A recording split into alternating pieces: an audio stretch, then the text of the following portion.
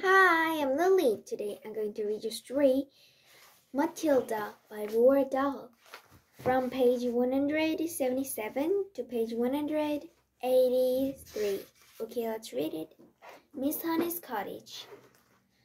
Miss Honey joined Matilda outside the school gates, and the two of them walked in silence through the village high street. They passed the green grocer with its window full of apples and oranges, and the butcher with blood lumps of meat on display in it, chickens hanging up, and the small bank, and the grocery store, and the electrical shop. And then they came out of the other side of the village, onto the narrow country road where there were no people anymore, and they had few more cars. And now that they were alone, Matilda all of a sudden became wildly animated. It seemed that through a valve had burst into her inside her, and that a great gush of energy was being released. She trotted beside Miss Honey with wild little hops, and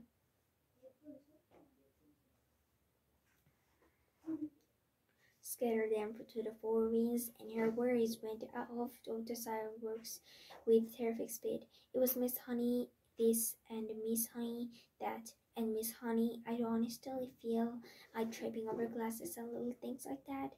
I feel like I could trouble tables and chairs, Miss Honey. Even when people are sitting in the chairs, I think I could push them over, and bigger things too, much bigger than chairs and tables. I only have to take a moment to get my eyes strong, and then I can push it out, the strongness, at anything at all, so long as I'm staring at it hard enough. I have to share it very hard, Miss Honey, very, very hard, and then I can feel it all happening behind my eyes, and my eyes get hot just as though they were burning, but I don't mind that in the least. And Miss Honey, calm yourself down, child, calm yourself down, Miss Honey said. Let us not get ourselves to work up so early in the proceedings. But you do think it is interesting, don't you, Miss Honey? Oh, it is interesting, all right, Miss Honey said. It is more than interesting, but we must treat very carefully from now on, Matilda. Why must we treat carefully, Miss Honey? Because we are playing with mysterious forces, my child, that we know nothing about. I do not think they are evil.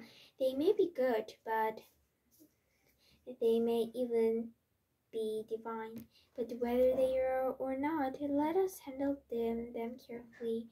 These were wise words from a wise woodbird, but Matilda was too steamed up to see it that way. I don't think why we have to be so careful, she said, still hopping about. I'm trying to explain to you, Miss Honey said patiently, that we are dealing with the unknown and the unexplainable things. The right thing for it is a phenomenon. It is a phenomenon. Am I a phenomenon? Matilda asked. It is quite possible that you are, Miss Honey said, but I'd rather you didn't think yourself as anything particular at the moment. Then I thought we might do it is to explore this phenomenon a little farther, just the two of us together, but making sure we take things very carefully all the time.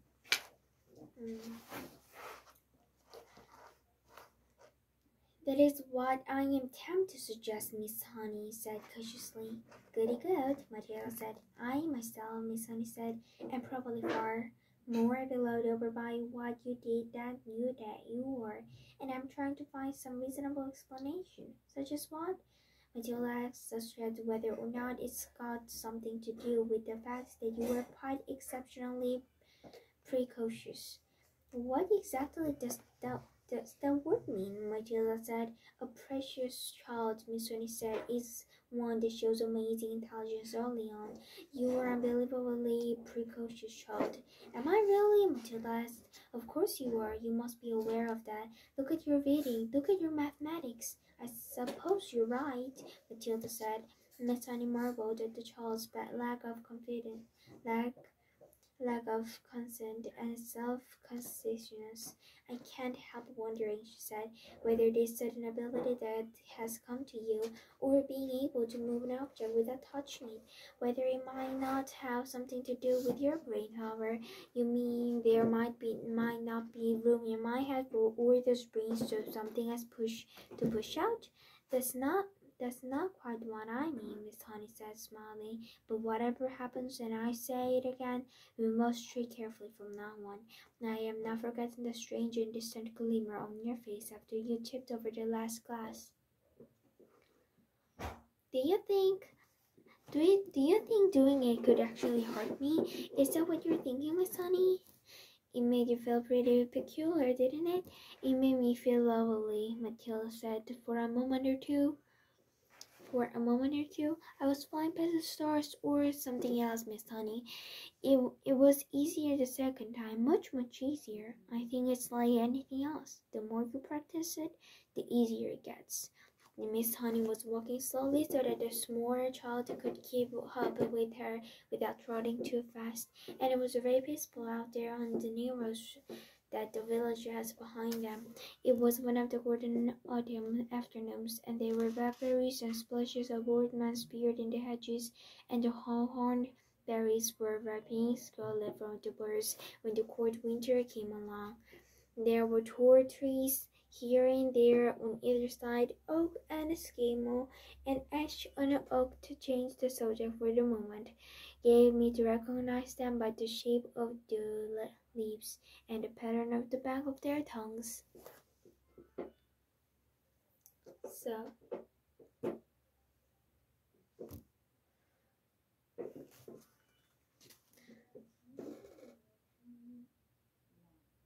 for the birds, when the cold winter came along, there were tall trees here and there on either side, oak and skimo and ash and occasionally thick as chestnut. Miss Honey, wishing to change the subject for the moment, gave to recognize them by the shape of their lips and the pattern of the bark of their trunks. Matilda took all this in and stored the knowledge away carefully in her mind. They came finally to a gap in the hedge of the left side of the road, where there was a fine gate. "This way," Miss Honey said, and she opened the gate and then let Matilda through and closed it again. They were now walking along the narrow lane that was no more than a ruddled cart track. There was a high hedge of hazel on either side, and you can see clusters of ripe brown nuts in their green jackets.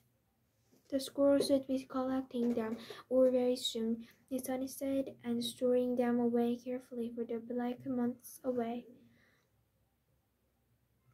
"You mean you live down there?" Matilda asked. "I do," Miss Honey replied, though she said no more. Matilda had never once stopped to think about where Miss Honey might be living. She had always regarded her purely as a teacher, a person who turned out of nowhere and taught at school and then went away again. Do any of the children, she wondered, ever stop to ask ourselves where our teachers go school when school is over for the day? Do we wonder if they live alone, or if there is a mother at home, or a sister, or a husband? "Do you live all by yourself, Miss Honey?" she asked. "Yes," Miss Honey said, "very much so." They were walking over the damp sun-baked muds and of the lane, and you had to watch where you put your feet if you didn't want to twist your ankle. There were a few small birds around in the hazel branches, but that was all. It's just a farm.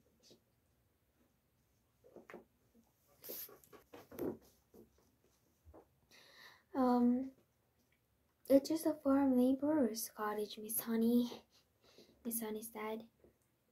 "It's just a farm laborer's cottage," Miss Honey said. "You mustn't expect too much of it. We're nearly there." They came to a small green gate half buried in the hedge of the right and almost hidden by the overhanging hazel branches. Miss Honey paused with one hand on the gate and said, "There it is. That's where I live." Matilda saw a narrow dirt path leading to a tiny red brick cottage. Okay, so today I read the story Matilda. Okay,